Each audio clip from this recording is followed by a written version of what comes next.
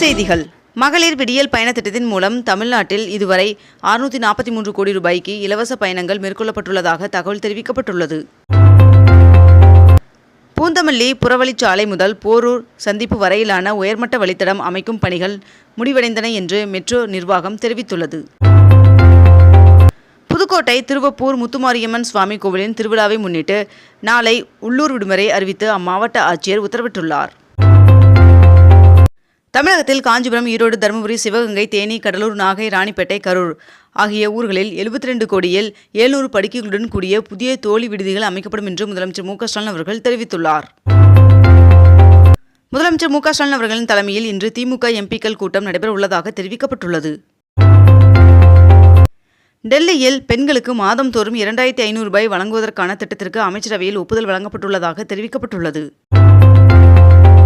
மகளிர் தினத்தை ஒட்டி பிங்க் ஆட்டோ திட்டத்தை முதலமைச்சர் மு.க. ஸ்டாலின் அவர்கள் தொடங்கி வைத்தார். சென்னை எண்ணூரில் நடந்த படகு போட்டியில் 300க்கும் மேற்பட்ட மீனவர்கள் பங்கேற்றனர். சென்னையில் இன்று கடற்கரை கோடம்பாக்கம் இடையே புறநகர் ரயில் சேவை ரத்து செய்யப்பட்டுள்ள நிலையில் கூடுதலாக பேருந்துகள் இயக்கப்படும் என்று மாநகர போக்குவரத்து கழகம் தெரிவித்துள்ளது. இந்தியா மற்றும் நியூசிலாந்து அணிகளுக்கு இடையிலான இறுதிப் போட்டி இன்று நடைபெற உள்ளது.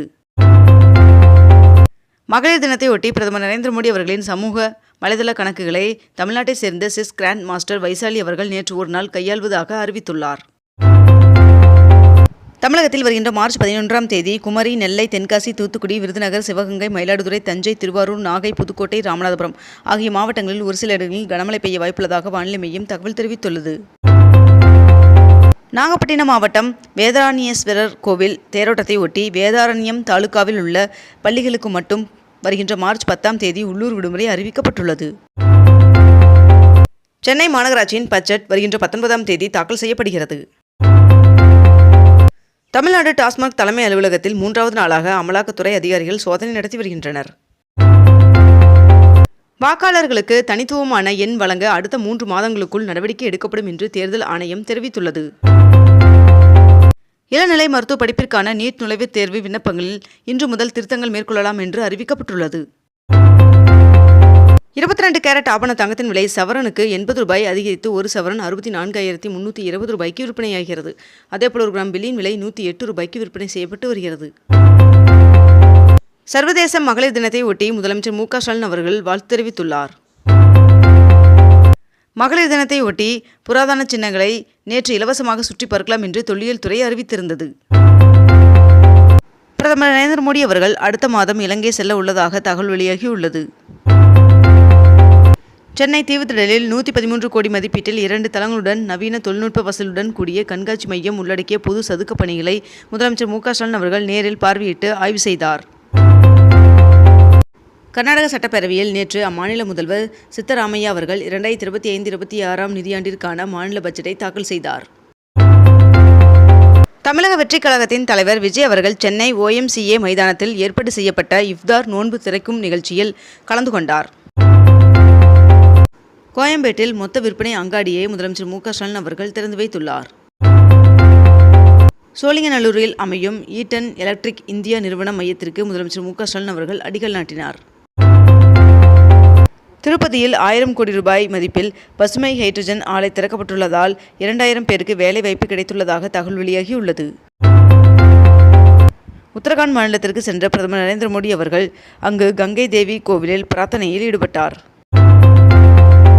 உலகளாவிய கூட்டுறவு நிறுவனங்களுடன் இணைந்து செயல்படவும் கரிமப் பொருட்களின் உற்பத்தியை ஊக்குவிக்கவும் கூட்டுறவுத்துறைகளை பிரதமர் நரேந்திர மோடி அவர்கள் வலியுறுத்தியுள்ளார். தமிழக மீனவர்களை விடுவிக்க நடவடிக்கை எடுக்க கோரி வெளியுறவுத்துறை அமைச்சர் ஜெய்சங்கர் அவர்களுக்கு முதலமைச்சர் மு.க. ஸ்டாலின் அவர்கள் கடிதம் எழுதியுள்ளார். திருப்பூர் மாவட்டம் தாராபுரம் நகராட்சியில் குடிநீர் கட்டணம் செலுத்தாத வீடுகளில் குடிநீர் இணைப்பு துண்டிப்பு செய்து நடவடிக்கை எடுக்கப்பட்டது. கோவை மாவட்டம் வேலைவாய்ப்பு மற்றும் தொழில்நெறி வழிகாட்டு மையத்தின் மூலமாக வருகின்ற 22ஆம் தேதி தனியார் துறை வேலைவாய்ப்பு முகாம் நடைபெற உள்ளது.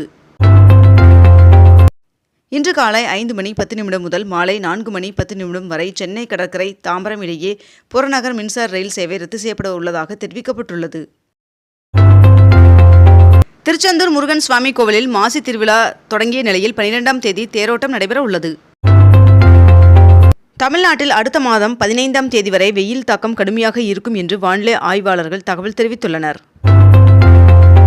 சென்னையில் வாகனங்கள் நிறுத்த வசதியில்லாத 80 ஹோட்டல்கள் மீது நடவடிக்கை எடுக்க போலீசார் முடிவு செய்துள்ளனர். தாம்பரம் மாநகராட்சியில் 2025-26 ஆண்டு நிதிநிலை அறிக்கையில் 1082 கோடியில் 71 புதிய திட்டப்பணிகளுக்கு நிதிக்குழு தலைவர் வெளியிட்டுள்ளார். தமிழர்களின் பாரம்பரியம் மற்றும் கலாச்சாரம் இந்தியாவின் பாரம்பரியம் கலாச்சாரத்தை வலுப்படுத்துகிறது என்று ஒன்றிய உள்துறை அமைச்சர் அமித்ஷா அவர்கள் தெரிவித்துள்ளார்.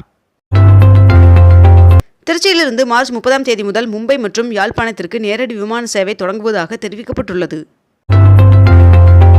முதலமைச்சர் மு க ஸ்டாலின் அவர்கள் ஆட்டோக்கள், வாடகை கார்களுக்கு காவல் உதவி QR குறியீடுகளை வழங்கினார். சென்னை மாநகருக்குள் மேற்கொள்ளப்பட்டு வரும் கட்டுமான பணிகளுக்கு வழிகாட்டு நெறிமுறைகள் வெளியிடப்பட்டுள்ளது. திண்டுக்கல் மாவட்டத்தில் அருள்மிகு லட்சுமி நரசிங்க பெருமாள் திருக்கோவிலுக்கு 100 ஆண்டுகளுக்கு பிறகு மார்ச் 9 குடமுழுக்கு நடைபெறவுள்ளது. பழனியில் 10 கோடி ரூபாய் மதிப்பிலான புதிய பணிகளுக்கான பூமி பூஜை நடைபெற்றது.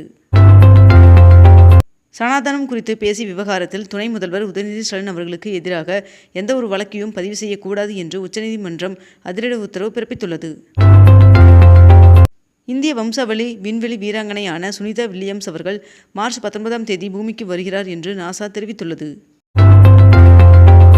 மகளிர் குழுக்களுக்கு இதுவரை 1 லட்சம் கோடி ரூபாய் கடன் வழங்கப்பட்டுள்ளதாக துணை முதல்வர் உதயநிதி ஸ்டாலின் அவர்கள் தகவல் தெரிவித்துள்ளார். வருவாய்த்துறை அலுவலர்களின் பயன்பாட்டிற்காக 51 புதிய வாகனங்களை முதலமைச்சர் மு க ஸ்டாலின் அவர்கள் கொடியசைத்து தொடங்கி வைத்தார்.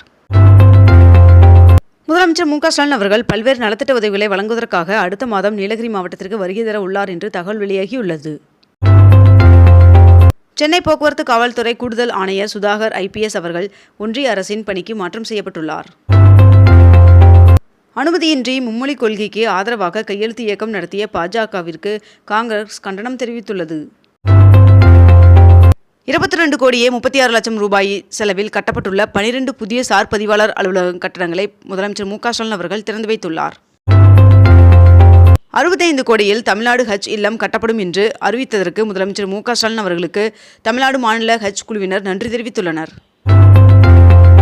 2024-25 ஆண்டிற்கான கலைச்செம்மல் விருதுகளை முதலமைச்சர் மு க ஸ்டாலின் அவர்கள் வழங்கினார்.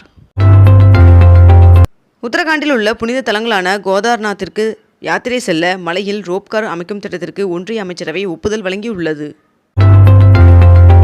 மயிலாடுதுறையில் 25 புதிய மினி பேருந்து வழித்தடங்களுக்கு அனுமதி வழங்கப்பட்டுள்ளது. அதிகபட்சமாக சேவை தூரம் 25 கிலோமீட்டர் என்று அம்மாவட்ட ஆட்சியர் அறிவித்துள்ளார். இத்துடன் இன்றைய தலைப்புச் செய்திகள் நிறைவடைகின்றன. மேலும் இதுபோன்ற அண்மை தகவல்களை உடனுக்குடன் தெரிந்து கொள்ள அக்னிபூ சேனலை சப்ஸ்கிரைப் செய்து கொண்டு தொடர்ந்து இணைந்திருங்கள். நன்றி, வணக்கம்.